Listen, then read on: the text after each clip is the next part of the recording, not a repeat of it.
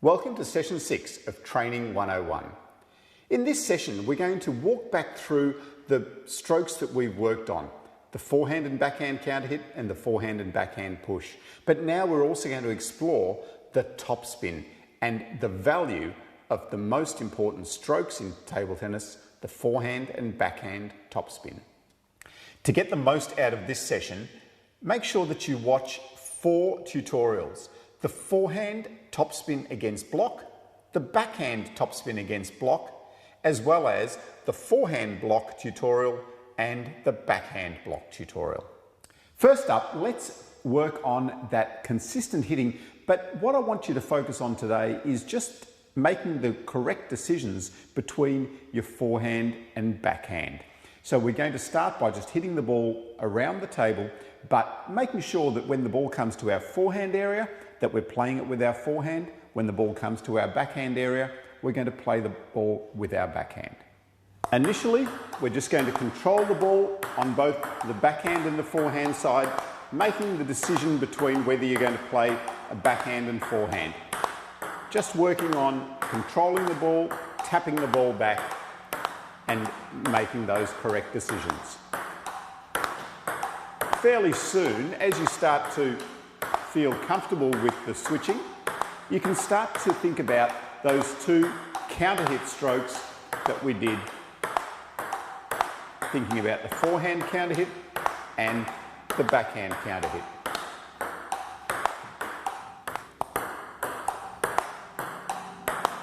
Make sure you're getting the right technique for the forehand and the backhand counter hit with your start position and finish position. Start and finish. Then you can also start to think about just moving into position to make that ball a better stroke.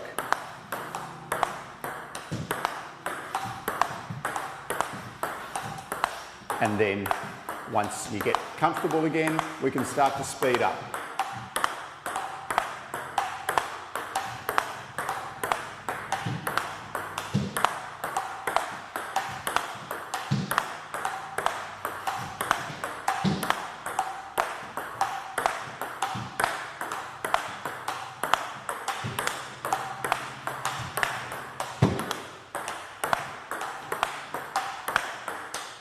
Those progressions that you've just worked through can be done quite quickly, remembering that you can move on as soon as you feel comfortable. So starting by doing the controlled hitting, just tapping the ball back, making the correct decision between the backhand and forehand, and then moving on to the forehand and the backhand counter hit, and then moving on to doing those 2 strokes, but also starting to move into position and make a better stroke with both the forehand and the backhand counter hit. Our next drill today is to now work on the push strokes. Again, thinking about doing the backhand and forehand push, making the right decisions between when you're going to play the backhand and when you're going to play the forehand push strokes. Jeff is doing the backhand and forehand push and just making sure that he's coming underneath the ball and putting a little bit of backspin on both the backhand and the forehand push. Also notice the good position that Jeff's in. He's got his knees bent and has a nice basic stance when he's playing the stroke. Now we're going to start to move Jeff around a bit. So he's going to need to use his shuffle step to move around the court to get a better position to play the push.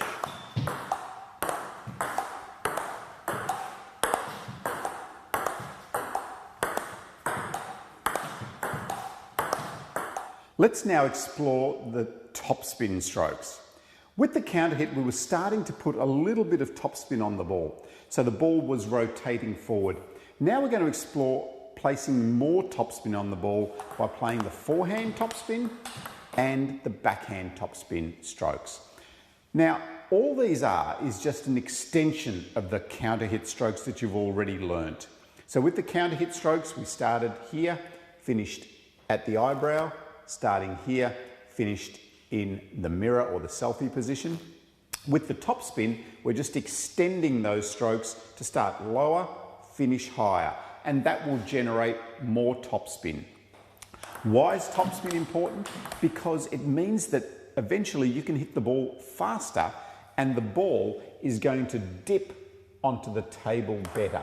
Without topspin, the ball is going to travel straighter and it's going to either go in the net or off the end of the table once you start to hit that ball faster. So the topspin is going to help us to make that ball dip and go on the table. The first drill we're going to do is the bounce and hit drill. So I'm going to bounce the ball for Jeff, and Jeff's going to practice his forehand topspin stroke. Remembering the basic technique of the stroke, starting low, finishing high, and getting a brushing contact on the ball. Remembering to start with, hit the ball with some topspin, hit it high over the net, but also just hit the ball softly. You don't want to be trying to play this stroke too fast initially, just getting the feel of the start, finish, and contacts on the forehand topspin. And then you can switch over so that Jeff is now going to bounce the ball for me. Next, we're going to move into the topspin against block. Now, this is probably the most difficult skill you've attempted so far, so be patient with it and give it a little bit of time. So Jeff's going to topspin, and I'm now going to work on blocking the ball back to Jeff's forehand.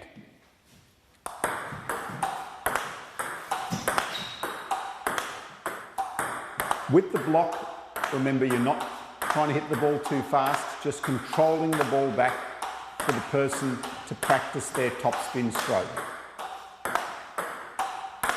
You might find initially that the ball starts to go all over the place and it becomes quite difficult to control it. And that's why just give it time and work on both getting that block into the right position and also getting the topspin technique correct. Next, we're going to move into the backhand topspin. Again, we're going to start with a bounce and hit. I'm going to bounce the ball for Jeff, and Jeff's going to focus on his backhand topspin technique, working on the start position and finish position and the brushing contact, which gives you the topspin to put the ball over the net and onto the table. Now we switch over and it's my turn to do the topspin with Jeff bouncing. The next progression is the block to topspin. I'm going to work on my block and Jeff's going to work on his backhand topspin. Remember, this is difficult, so be patient, give it time to get the block and the topspin correct. If you're struggling with the topspin strokes initially, make sure you're focusing on the contact.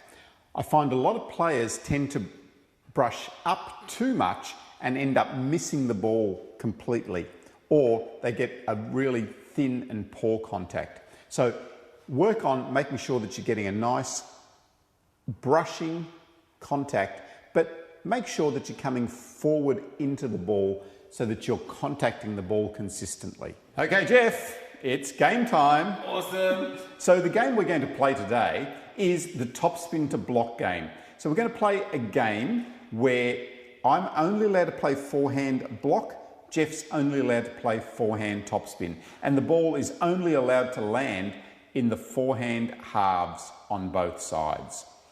Once you've finished that game up to 11, you can swap roles. So then Jeff's going to do the blocking and I'm going to do the top spinning. Ooh, sounds like fun. You can do the same thing on the backhand as well. Let's go. So it's my turn to block and I'm only allowed to block and Jeff is only allowed to top spin. Just start with a nice flat long serve. Level.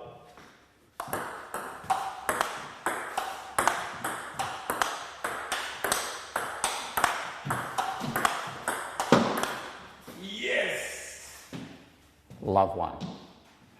Okay, Jeff, too good on the forehand, but let's see what the backhand's like. Level.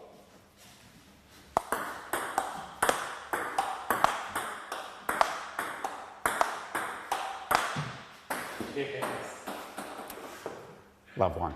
In this session, we've reviewed controlling the ball, making sure that you're switching at the right time. We've then reviewed our 4 strokes, the forehand and backhand counter hit and the forehand and backhand push. And now we've introduced you to the forehand and backhand topspin. The topspin strokes are so vital in table tennis. If you watch any table tennis players at the higher level, you'll see that basically whenever the ball is long, they're executing the topspin stroke.